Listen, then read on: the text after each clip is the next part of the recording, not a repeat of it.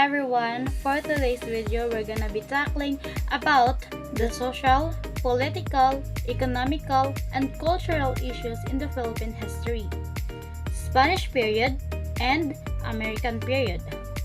The first topic will be presented by Precious Pearly Castro, followed by Kimberly Dawe, me, and lastly, Rain Gazile the Piton. Content of the topic. Here's what you'll find in this discussion. Constitution. Evolution of Philippine Constitution. Philippine Constitutions framed in history. Agrarian reform policies. Agrarian reform policies in Spanish period. Agrarian reform policies in American period. Constitution defined as a set of fundamental principles or established precedent according to which a state or other organizations is governed. Thus, the word itself means part of a whole, the coming together of a distinct entities into one group with the same principles and ideals. It means that it's a set of rules, norms, laws, or principles to rule certain organizations or state.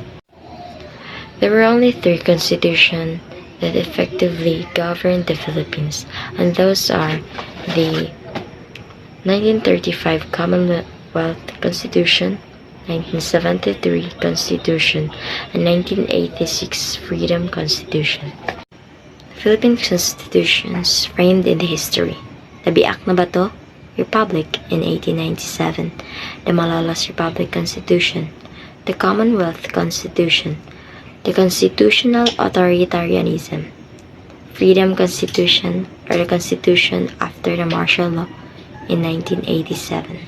Biak na Bato Republic. The Biak na Bato is a place or convention established by the first president of the Philippines, Emilio Aguinaldo, and the first election was held in that certain place.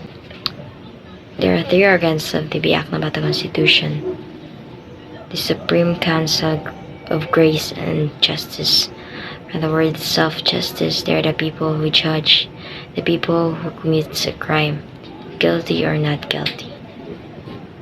The second one is the Supreme Council, which has vested the power of the Republic, headed by the Presidential and the 4 departments of secretaries.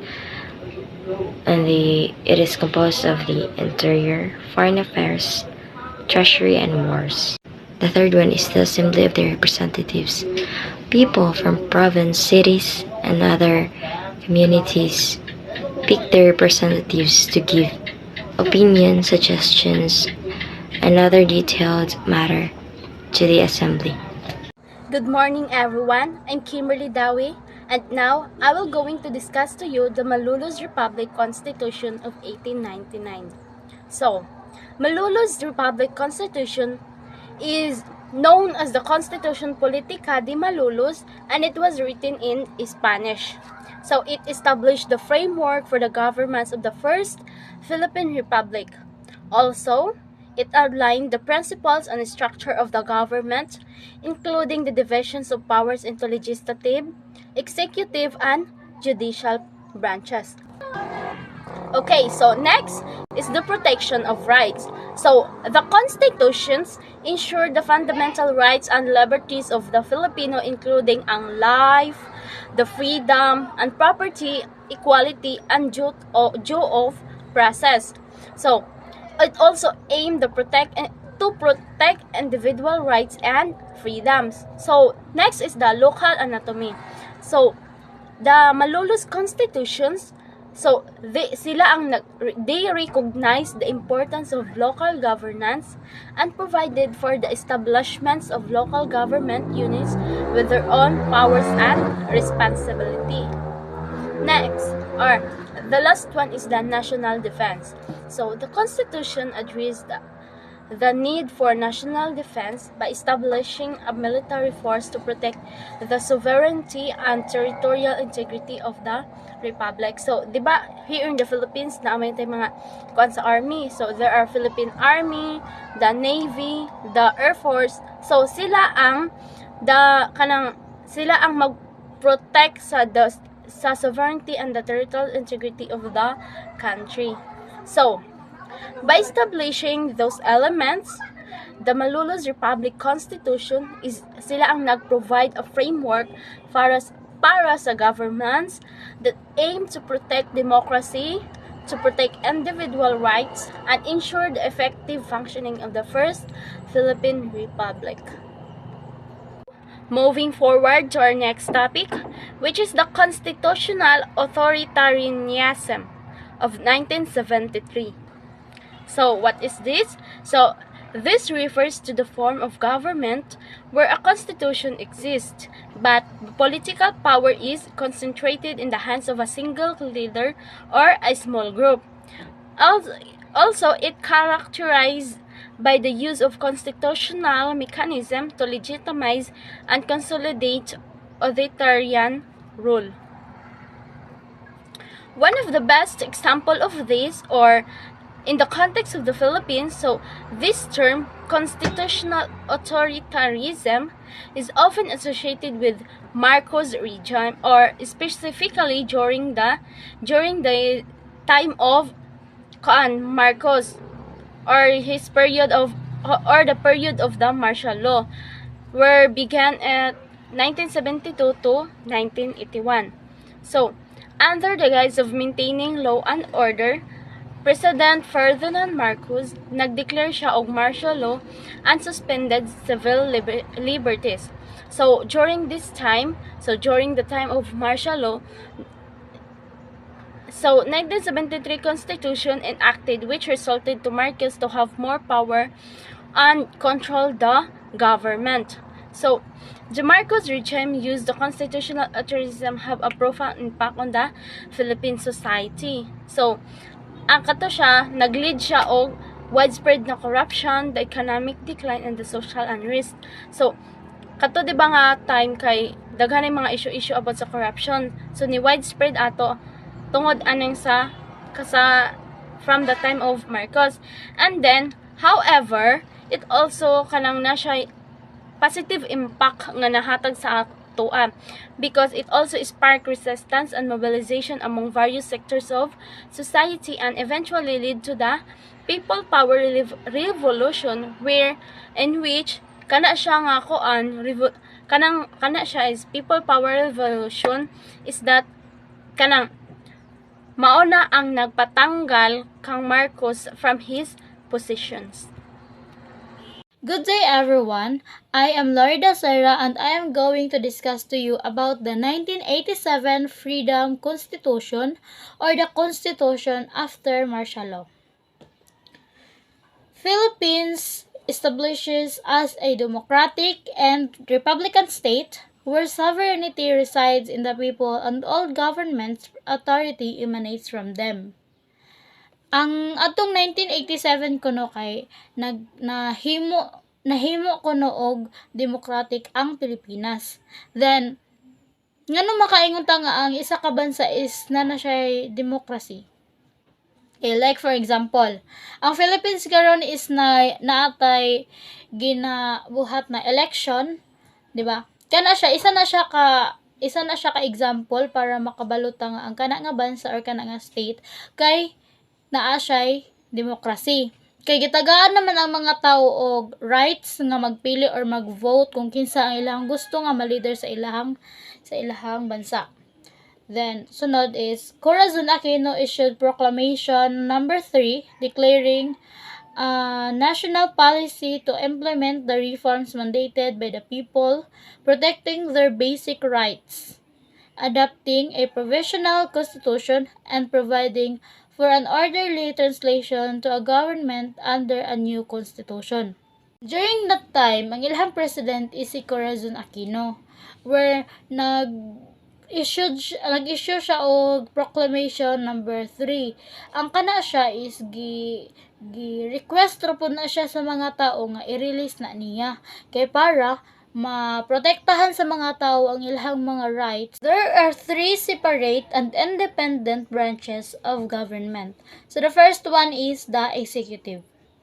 It is headed by the president who functions as both the head of the state and the head of the government. So, what are the rules of the executive branch?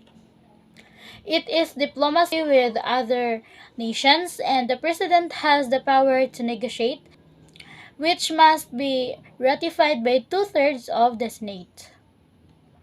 The president can issue executive orders, which direct executive officers or clarify and help implement the existing laws. And the second one is the bicameral legislature. Bicameralism is a type of legislature that is divided into two assemblies, chambers, or houses, known as the bicameral legislature.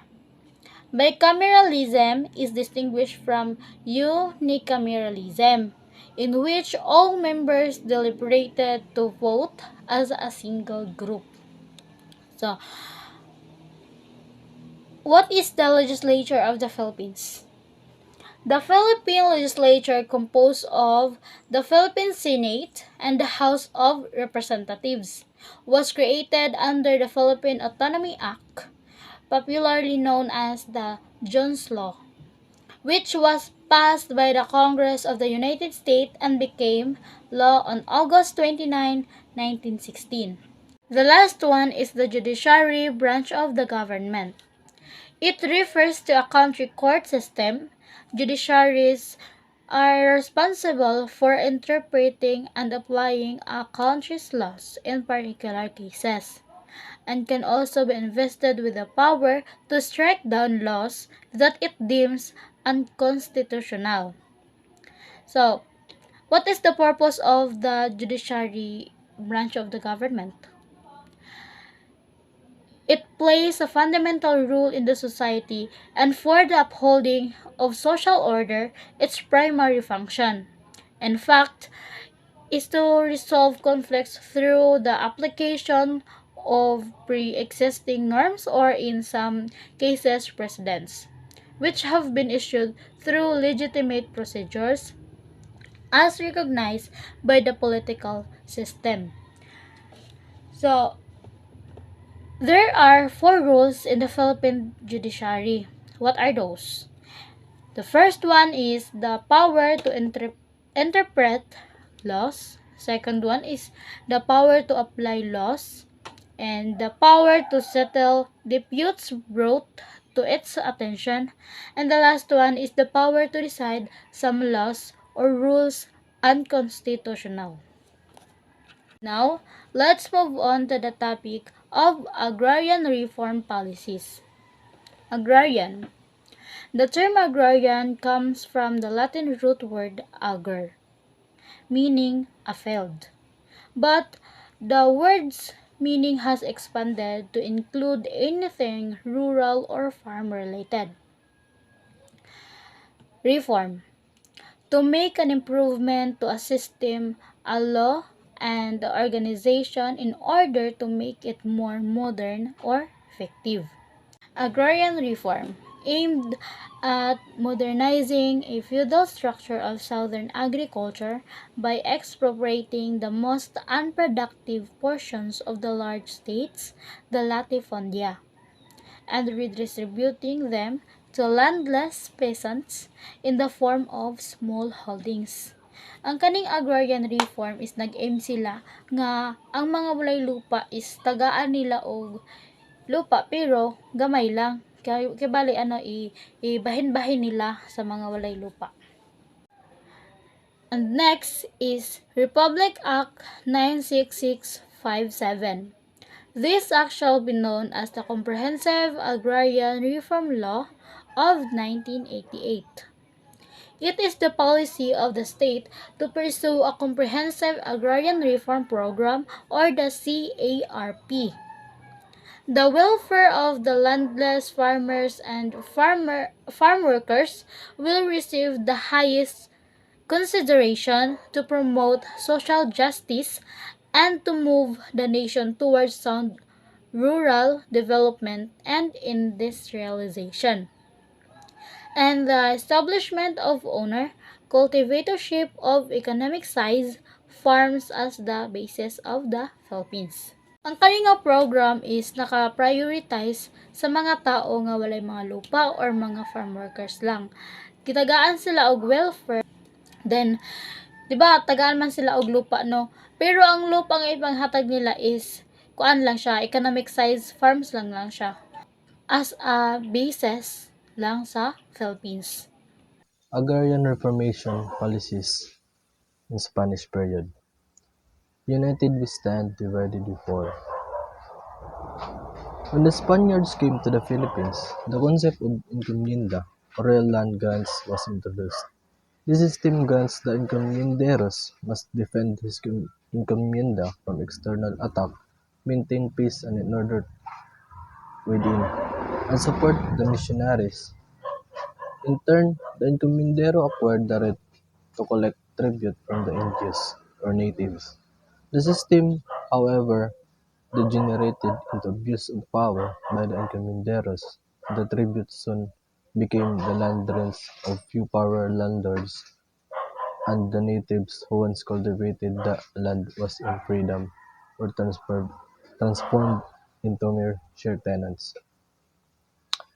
Encomienda was a system imposed by the Spanish monarch to the deserving Spaniards by giving them large tracts of uncultivated lands, and this kind of version became known as encomienda, and this happened in December 1503. They were given lands to conquerors, to the Spanish conquerors, and the Spanish monarch give rewards them a land to main, to maintain peace and cultivate the lands they were given, and they were called the encomenderos. Policy, American period. Long live America.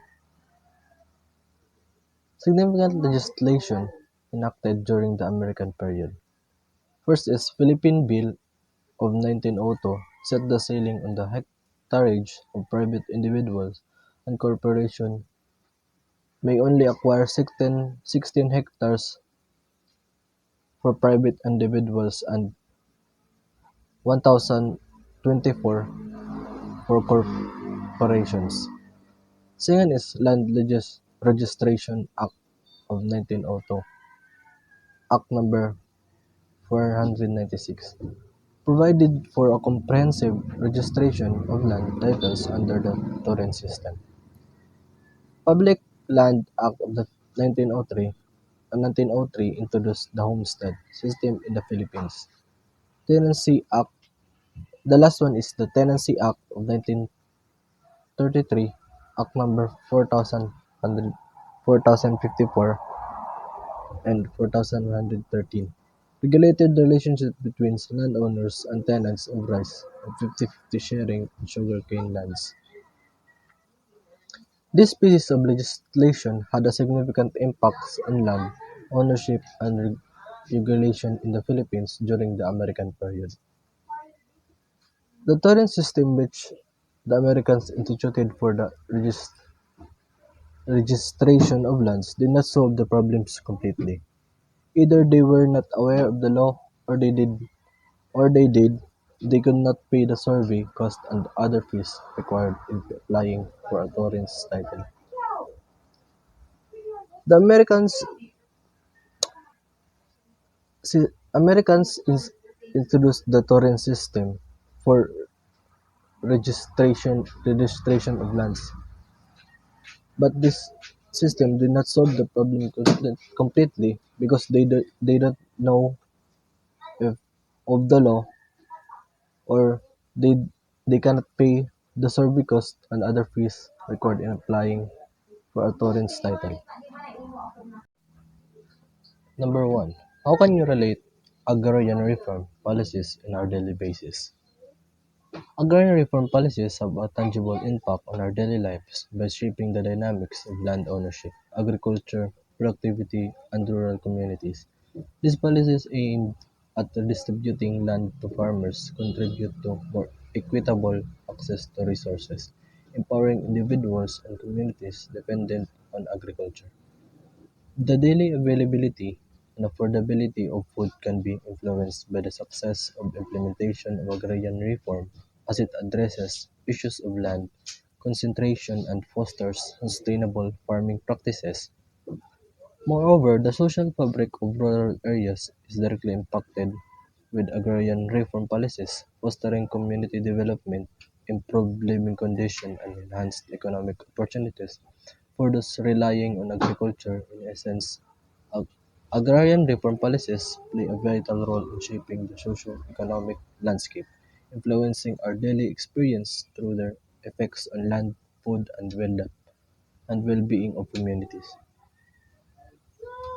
How can you relate agrarian reform policies as a civil engineering student? As a civil engineering student, the implication of agrarian reform policies are significant in understanding broader context of infrastructure development and community planning. These policies influence land distribution and usage, directly impacting the design and implementation of rural infrastructure projects, for instance, road networks, irrigation system, and other agricultural facilities are integral to supporting the success of agrarian reform initiatives.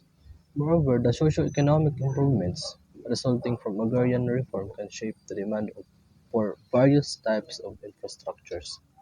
For housing to community facilities, understanding and considering the principles of agrarian reform in civil engineering studies is crucial for creating sustainable and inclusive design that respond to the evolving needs of agrarian communities, fostering equitable development and improving overall living standards.